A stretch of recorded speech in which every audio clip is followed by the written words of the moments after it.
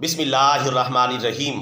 برادران اسلام، آج کل ایک جھوٹی کہانی بہت زیادہ پھیلائی جا رہی ہے، وہ یہ کہ پیارے نبی صلی اللہ علیہ وسلم کی مبارک آواز میں خطبہ حجۃ الوداع کی ریکارڈنگ کر لی گئی ہے، اور ایسا فرانس کی ایک کمپنی نے کیا ہے۔ اس نے ایک ایسی مشین تیار کی ہے جس میں آواز کی لہروں کی مدد سے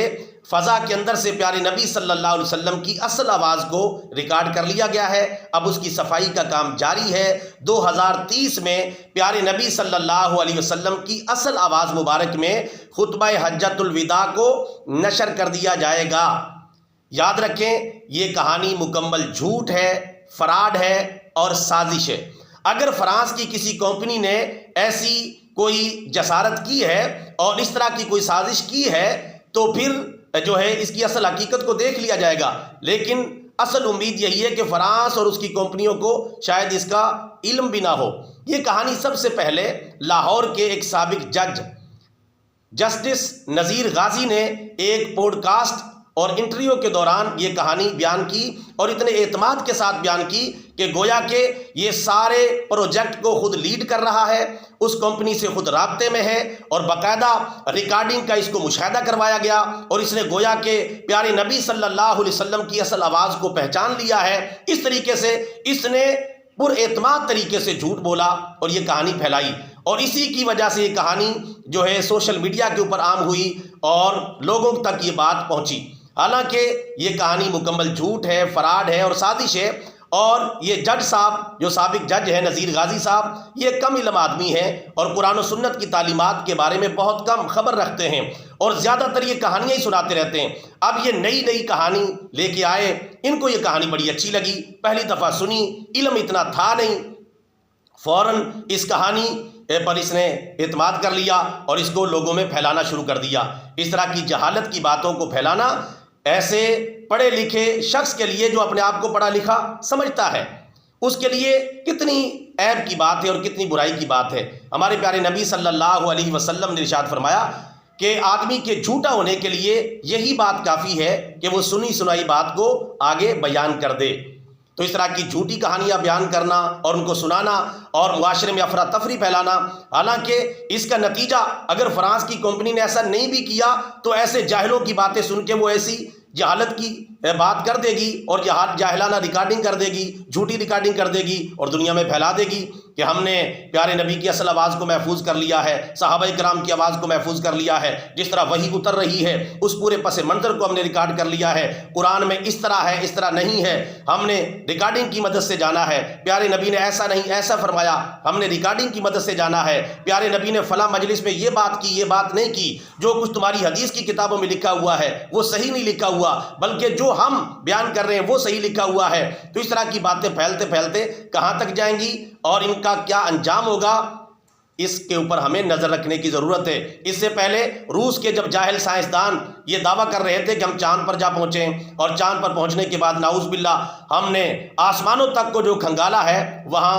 اللہ تعالیٰ کا کوئی وجود ہمیں نظر نہیں آیا اور اللہ تعالیٰ کے وجود کا انکار کر دیا۔ چاند پر گئے، سائنسدانوں کی طرف سے یہ کہانیاں پھیلائی گئیں کہ وہاں فرشتوں کی آوازوں کو ریکارڈ کر لیا گیا ہے، اور اس طرح کی رنگ برنگی کہانیاں، اور اس طرح کی ہم نے چاند پر اذان کی آواز سنی ہے، نیل آرمسٹرانگ نے دعویٰ کیا ہے، حالانکہ ان کو پتہ بھی نہیں ہوگا۔ یہ کہانیاں خود بنائی جاتی ہیں، خود پھیلائی جاتی ہیں اور خود جو ہے ان کو نشر کیا جاتا ہے۔ اس طرح کی جھوٹی کہانیوں پر جاہل لوگ اور ضعیف الاعتقاد لوگ بڑی جلدی ایمان لے آتے ہیں اور انہیں تسلیم کر لیتے ہیں۔ کل کلا اس سے بھی بڑی کہانیاں وہ لے کر آئیں گے تو کیا آپ مان جائیں گے؟ حالانکہ قرآن پاک میں اللہ تبارک و تعالیٰ پارہ نمبر 26 سورہ حجرات کی آیت نمبر 6 میں ارشاد فرماتا ہے، اے ایمان والو، اگر تمہارے پاس کوئی فاسق خبر لے کر آئے تو اس کی اچھی طرح تحقیق کر لیا کرو۔ اگر فاسق بھی خبر لے کر آئے تو اس کی اچھی طرح تحقیق کرنا ضروری ہے، اور اگر کوئی کافر اور دشمن اسلام کوئی خبر لے کے آتا ہے، اور خبر بھی وہ جو انتہائی خطرناک ثابت ہو سکتی ہے اور لوگوں کے اندر فتنہ و فساد کا ذریعہ بن سکتی ہے، اس پر آپ اندھا دھند اعتماد کیے جا رہے ہیں اور اس کہانی کو سنائے جا رہے ہیں، خود بھی اس کو مان رہے ہیں اور دوسرے لوگوں کو بھی ریفر کر رہے ہیں کہ وہ یہ باتیں مانیں۔ اب پتہ نہیں فرانس کی کمپنی نے اور ان کے اداروں نے ایسا کیا ہے نہیں کیا، اگر کیا ہے تب بھی جھوٹ ہے، اور اگر نہیں کیا، یہ جج نذیر غازی صاحب کی یہ فلمائی ہوئی کہانی ہے اور بیان کردہ جھوٹ ہے، دونوں صورتوں میں یہ کہانی جاہلانہ ہے، جھوٹ ہے، مکمل سازش ہے۔ ویسے بھی آواز تو ریکارڈنگ کے دوران ہی جب بولا جاتا ہے اس وقت ریکارڈ کی جا سکتی ہے، جیسے ہی آدمی کا بولنا بند ہوتا ہے، آواز بند ہوتی ہے تو ریکارڈنگ بھی اس کی ممکن نہیں رہتی۔ عام حالات میں یہی ہے۔ ابھی چند دن پہلے کی آوازیں ریکارڈنگ کرنا ممکن نہیں ہوا، یہ پہنچے ہیں سیدھے 1500 سال پہلے خطبہ حجۃ الوداع کو ٹارگٹ کر رہے ہیں، اور پیارے نبی صلی اللہ علیہ وسلم کی آواز کو ریکارڈنگ کرنے کے لیے جو ہے یہ تیاریاں کر رہے ہیں۔ ان کو کیا لگی ہے، ان کو کیا پڑی ہے کہ سیدھا ساری باتوں کو چھوڑ کر اور ساری خبروں کو چھوڑ کے ریکارڈ کرنے کے لیے پہنچے ہیں خطبہ حجۃ الوداع کو، پیارے نبی صلی اللہ علیہ وسلم کی آواز کو، وہ بھی فرانس والے، وہ بھی دشمنان اسلام، جن کو خطبہ حجۃ الوداع سے کوئی لینا دینا نہیں ہے، کوئی تعلق نہیں ہے، کوئی سروکار نہیں ہے۔ اب فرانس کو چاہے اس کا علم بھی نہ ہو، اس کی کمپنیوں کو اس کا علم بھی نہ ہو، اور ایسی کوئی بات سرے سے موجود ہی نہ ہو، لیکن ہمارے سابق جج صاحب نے کہانی بنائی اور کہانی کو چلایا، اور وہ کہانی چل گئی اور جاہلوں میں وہ بات پھیلنے لگی، اور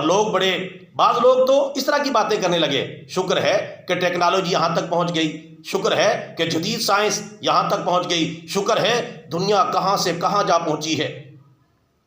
پہلے دنیا چاند پر پہنچی تھی اور اب یہاں تک ٹیکنالوجی ترقی کر چکی ہے کہ پیارے نبی صلی اللہ علیہ وسلم کی آواز مبارک کو ریکارڈ کرنا ممکن ہو گیا ہے۔ اب ہم پیارے نبی صلی اللہ علیہ وسلم کی آواز مبارک کو اپنے کانوں سے سن سکیں گے، صحابہ کرام کی آوازوں کو اپنے کانوں سے سن سکیں گے۔ اب ہم جو ہے وہ ساری مجلسیں جو پیارے نبی صلی اللہ علیہ وسلم نے قائم کی تھیں، ان میں جو گفتگو ہوئی، باتیں ہوئیں، ہم انہیں اپنے کانوں سے سن سکیں گے۔ ہمارا کتنا اچھا مقدر ہے، کتنی اچھی تقدیر ہے کہ ہم اس دور میں پیدا ہوئے ہیں جس دور میں ایسا کرنا ممکن ہو گیا ہے۔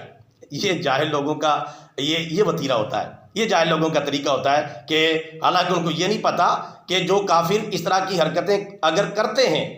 کر سکتے ہیں تو پھر اس کہانی سے وہ اسلام کو پھیلانے کا کام نہیں لیں گے، بلکہ اسلام کو نعوذ باللہ مٹانے کا کام لیں گے۔ اور اسلام